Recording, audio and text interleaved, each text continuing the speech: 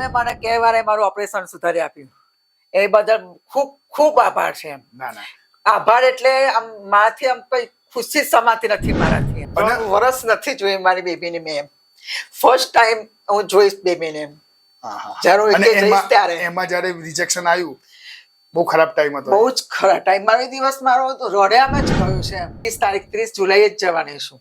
એટલો એક્સાઇટમેન્ટ છે. જો આજે તો જો બરાબર અઠવાડિયા પછી જ જાય છે ટૂંકમાં. હું 30 जुलाई મારી 1:40 ની ફ્લાઇટ છે. જોઈ લો.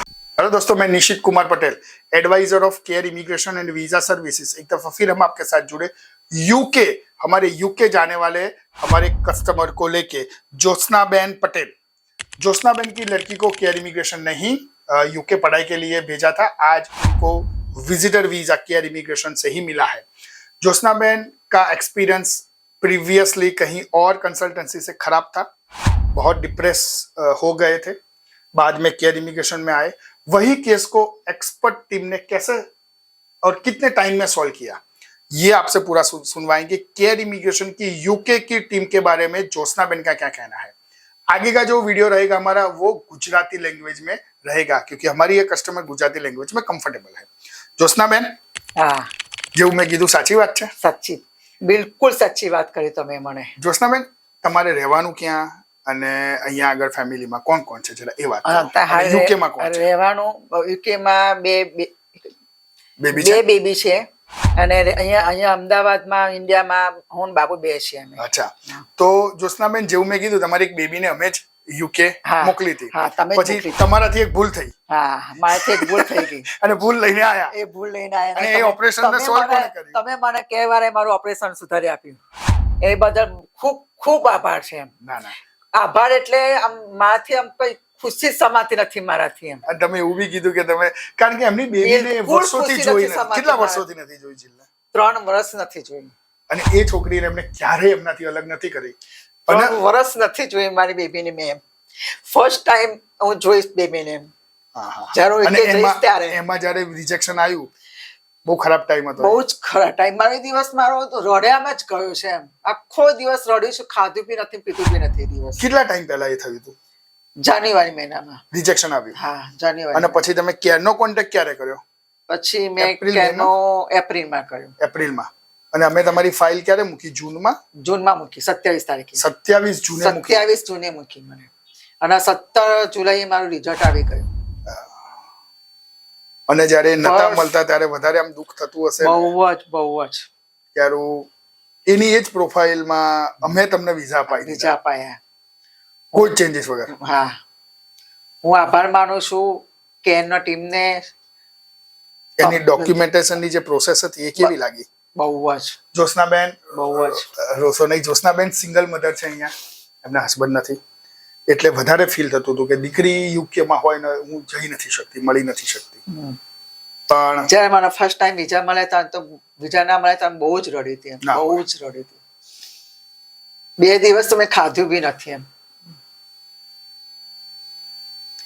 બહુ જ. એમ 2 દિવસ ના, પણ હવે યાદ કરવાની જરૂર નથી. આપણે હવે આપણી પાસે છે પણ ઓલરેડી. હે જ્યોત્સના બેન, હવે તમે જઈ શકો છો. હવે તમને ગ્રીન સિગ્નલ આપી દીધું છે યુકે એમ્બેસીએ. હું 30 તારીખ 30 જુલાઈ જ જવાની છું.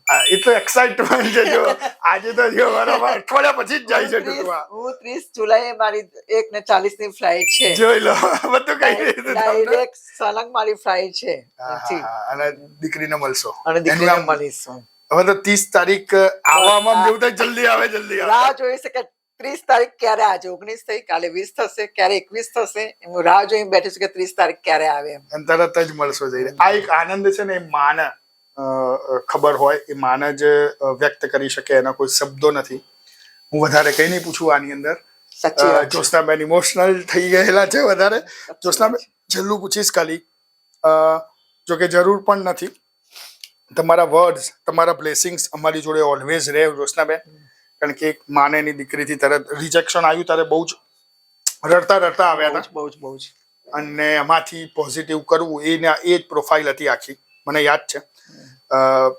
એટલે હું આમના માધ્યમથી કહીશ પણ કરો, જો બીજા કોઈ પણ કન્સલ્ટન્ટ હોય, કે ભાઈ તમે તમારા કસ્ટમર્સની નીડ્સને પૂરી સમજો, એમની રિક્વાયરમેન્ટ ને એમના કાગળના પરફેક્ટ વેલ્યુ આપીને પરફેક્ટ કરો, કે જેથી કરી જ્યોત્સનાબેનને જે દર્દથી ગુજરવું પડ્યું એ બીજાને ના ગુજરવું પડે. સાચી વાત છે. અને એ ફિલિંગ્સ બહુ ડિફિકલ્ટ હોય છે. આજે સિંગલ પેરેન્ટ્સ હોય જ્યારે ખાસ, અને એમાં બી દીકરી 3 વર્ષથી મળ્યા ના હોય, જોઈ ના હોય. અને યુકેના વિઝિટર વિઝા બી આસાન છે અત્યારના ટાઈમની અંદર, તો એટલું કોઈ ડિફિકલ્ટ નથી. અમે બી કંઈ જાદુ કર્યું છે એવું નથી કહેતો, પરંતુ એ પ્રીવિયસ રિફ્યુઝલ હોવાના કારણે અમારા માટે ચેલેન્જિંગ વસ્તુ તો જરૂર થઈ ગઈ હતી. ત્યારું એનું એ જ રીઝન, એના એ જ ફાઇલ અને એના પોઝિટિવ કરી દેવાની પાછી પ્રોફાઇલમાં બધું એનું એ જ હતું. છતાં કેર ઇમિગ્રેશન એક્સપર્ટ ટીમે બહુ પુષ્કળ પ્રયત્ન કર્યો. જ્યોત્સનાબેન, અમને 10 માંથી પોઈન્ટ કે રિવ્યુ આપવાના હોય, માર્ક્સ આપવાના હોય, તમે 10 માંથી 10. મને ખબર જ હતી આ જવાબ. 10 માંથી 10.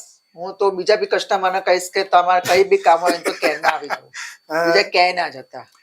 બસ જ્યોત્સનાબેન, વધારે નહીં કહેતા, તરત કહીશ જાઓ જલ્દી અને તમારી ડોટરને મળો અને જીલને અમારી પણ યાદ આપો, એવી ઢેર સારી શુભકામનાઓ સાથે. Jyotsnaben, thank you. Jyotsnaben, congratulations. Thank you. ऐसे ही और स्टूडेंट्स, पेरेंट्स और क्लाइंट्स की जर्नी केयर इमिग्रेशन आपके साथ शेयर करता रहेगा. अगर इस चैनल को सब्सक्राइब नहीं किया तुरंत कीजिए, लाइक और फॉरवर्ड करना भूलिएगा मत दोस्तों. Thank you very much for watching the video. Thank you.